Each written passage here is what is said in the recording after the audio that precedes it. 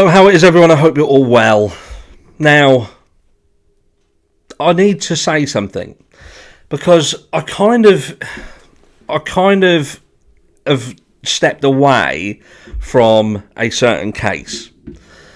And I stepped away from a certain case, not because I didn't want to get involved, but because we've put private investigators on the case. And it was a stipulation from actually a family member that said to me, look, we've been threatened. We have been threatened with child services and all sorts. That was a threat that was made online on another platform by someone around this case. And they were it just got to the point where, it water off a duck's back to me. I don't give a shit. But when you've got other family members who are like, well, hold on a second, that's, that could impact the children. You have to kind of think, look, let's rein it in a bit and let's take other people into consideration, their feelings. But look, let's put some money into it, let's sink it and let's do that, but we'll come off the platform and not talk about it, which was an agreement. At the end of the day, we all agreed that there was something that didn't sit right, and this little boy, he deserved to be found. But it got me into the thinking this morning. I had a conversation and it was about victim blaming, because I think that's what kind of the argument from a lot of these cases, when people start talking about them and talking about, the fact that, could the parents have been involved? Could this person, could that? And it's like people scream victim blaming. You're victim blaming, these people, you're pointing the finger, you're hurting them and blah, blah, blah. And I say to myself, look, if you're walking down the street and you get mugged, you are a victim, aren't you? And the only person to blame is the person who mugs you. But what happens if you walk down the street in an area that's known for mugging, and you're walking down the street holding a $50 bill above your head, and then you get mugged? Are you then a victim, and just a victim? Or have you placed yourself in a position that means you have to be held accountable to some degree? It doesn't take the fact away that someone has wronged you. The person has still mugged you. They're still a mugger. They still deserve the full force of the law for being a mugger. But the dynamic changes slightly, because you have gone into a scenario that was proven to have a risk attached to it, and you ignored that risk, and then there was a repercussion to that. And this is very much the same when it comes to children who are harmed.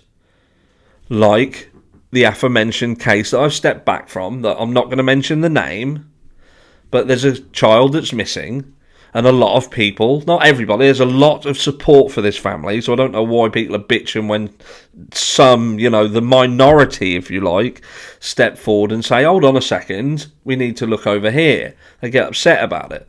They've got more support than another family that them themselves have criticised and pointed the finger at and, vilified. But it's all right, because that's not them and this is them. We can't attack them, we can attack them. But, yeah, so we look at a situation with this little boy. He's vanished. He's gone off the face of the planet. And you think, why did that happen? Well, because if we're going down the route of he was abducted, he got abducted because he was outside without a parent, without a guardian, on his own, and it gave a situation, a chance for someone an opportunist, if you like. Unlikely that it was just an opportunist, but not impossible, but they've grabbed him and taken him. But ultimately, he shouldn't have been outside on his own. He shouldn't have been outside on his own. Full stop. Shouldn't have been there. Absolutely not. 5-year-old little boy, and he shouldn't have been outside on his own. And you think to yourself, hold on, first time. You never know. You never know if your child's a runner until they run. But he was already outside before. He'd been outside the day before because he was knocking on people's doors. A neighbour had confirmed, had clarified that indeed he had knocked on their door, and the lady had said, no, there's no one here for you. You'll have to go. And he left. Because originally this witness thought that he had knocked on her door on the actual day that he went missing. But it wasn't. It was the day previous. So that proves that he'd already been out and about in the streets on his own, knocking on people's doors. So what did the parents learn from this? What did they learn? Nothing, it would appear. So then, are they a victim? Are the parents then a victim? Or is the only person in this who is a victim the child?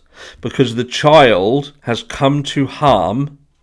Heaven forbid, we'd like to think it was different, but the likelihood is the child has come to harm because of the negligence of the parents. Now, that's not victim blaming. That is just stating a fact. So all of these people who want to stick their head in the sand or be upset when people just point out the facts and say, look, these people are not victims. They had warning signs, multiple warning signs, because that wasn't just the first or second time either.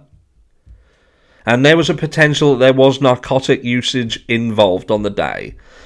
Proven by the fact that they said it themselves, that the workshop stunk of marijuana. They said that. I didn't, nobody else did, they said it.